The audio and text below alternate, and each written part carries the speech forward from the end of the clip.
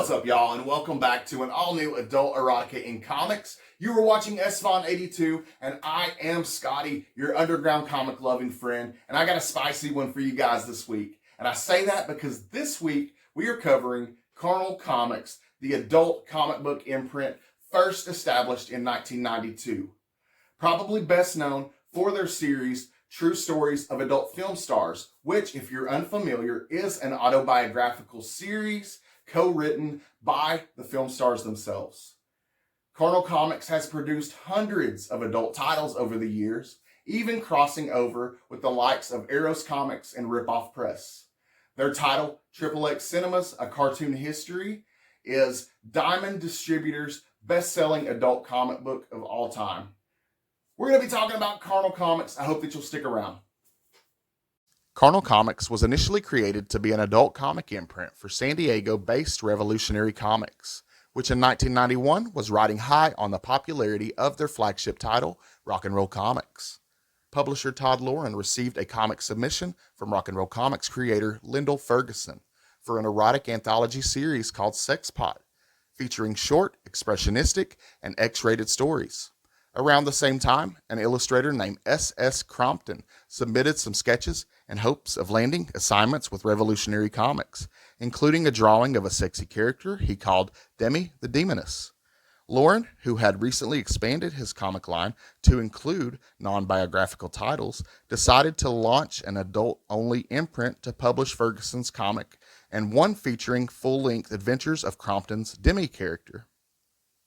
Revolutionary contributor Alan Sawyer created a third adult title, Pineapple Perfume, and Loren announced the 3 comics in pending publication in other Revolutionary titles. The first 3 Carnal Comics were to be printed and released all at once, but Revolutionary's printer objected to what they perceived as demonic content in Demi the Demoness and refused to work on it. The job was moved to a Canadian publisher who would end up taking on all of Revolutionary's business for the future. In 1994, Revolutionary was being run by Loren's father, Herb Shapiro, and the company's managing editor, J. Allen Sanford, after Loren had been found dead tragically at age 32.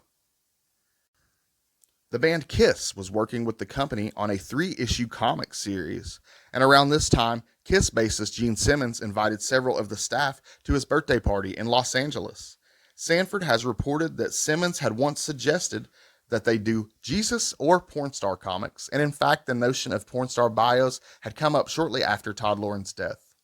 Sanford and editor Patrick McCrae discussed reviving the Carnal Comics name to do porn star bios, but the idea was abandoned when it became clear that making deals with the stars themselves would be too great of a challenge, and Revolutionary Comics was putting out upwards of half a dozen comics per month. At Simmons' party, numerous porn stars were present, and apparently the notion of Carnal Comics, True Stories of Adult Film Stars, took off there. Sanford soon announced that Revolutionary had signed adult star Sarah Jane Hamilton to co-script a 3-issue series telling her life story. Each issue would have a second fictional story scripted by Sarah Jane herself, taking place in different time periods and featuring the popular British redhead meeting up and hooking up with various historical figures. By its second issue, Carnal Comics, True Stories of Adult Film Stars, was selling in numbers almost as high as Rock and Roll Comics, which at the time was selling around 15,000 to 20,000 copies per issue. Cool random fact about Carnal Comics, they were the first comics to be carried in adult novelty boutiques, as well as an inclusion in large-scale mail-order catalogs for adults such as Adam and Eve. This played a role in its sales numbers. During the latter half of '94, Herb decided to close the company, in part because of a debt accrued by a failed Color Sports comic line. J. Allen Sanford made a deal to acquire rights to the Carnal title and formed a company called Revisionary Press to publish the series. His significant other, Heather Dawn, designed the company logo, and the third adult film star, Carnal comic, Sarah Jane Hamilton, issue 3, was published from the couple's home in California. From that point forward, each month saw the release of a new Carnal comic, each one featuring a different star, and before long, the company expanded to doing several titles per month. Company principals Sanford and Dawn were the main creators, working with a wide spectrum of contributors from the now defunct Revolutionary Comics. also newcomers, and even some more well-known mainstream creators. Revisionary's flagship title was formally christened Carnal Comics, True Stories of Adult Film Stars, told by the stars themselves. As if the first title wasn't long enough, Tiffany Million, issue 1, would be the first comic to carry only the Revisionary logo. In the late 90s, Carnal expanded and began launching additional titles, several per month, such as Porn Star Fantasies, Superstars of Erotica, The Golden Age of Triple X, and many others.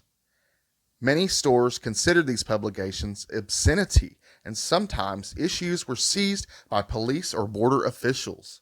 One comic shop in Oklahoma City was raided by police in September of '95, and copies of Carnal, Erotica, Eros Comics, and others were used in a court case. It caused the shop to shut down for good. In '97, Revisionary would drop the series Triple X Cinema, A Cartoon History.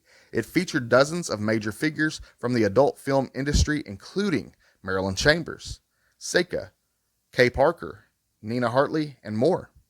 It even featured the elusive Gerard Damiano, who directed the original Deep Throat film. Carnal Comics was spun off into a comic strip version as well, and Sanford began producing a multi-page full-color version of Porn Star Fantasies for various adult magazines, most notably Wii Magazine. Publishers in several countries bought exclusive licenses to reprint Carnal Comics. The Greek version of Carnal Comics even has covers by renowned artist Boris Vallejo. In early '99, the Carnal line was gradually shutting down. Eventually, in 2001, Revisionary Press handed over the Carnal Comics imprint to Opus Graphics, the firm set up by Crompton to publish its titles. No longer on a monthly schedule, Carnal still produces occasional titles and has over the years done biographical comics on stars like Jenna Jameson, Aurora Snow, and so many others. So having watched the video, learning a little more about Carnal Comics, what do you guys think about this adult imprint? Is this a little too adult for you, or is this something you could get into? I know, me personally, I had never heard of any of these stars or any of this stuff ever in life before. So this was all brand new to me. I can't even lie, y'all. But anyways, let me know what you think in the comments. Hit that like button if you learned anything new from this week's video. I want to give a big shout out to the channel members. We had a couple of new channel members join us this week. Taki616 and Matt from Heroes for Hire Comics. Thank you so much, and thank you, channel members. Your channel donations go straight to basic necessities for new people in recovery trying to turn their lives around. So I'm really grateful, and I know that they are too. Thank you all so much, and thank you for coming around to check out my video again this week. I drop new videos every Wednesday, 11 a.m. Eastern Time, so I hope that you'll come back and check out my next one. Until then, I hope you all have a fantastic week. Peace.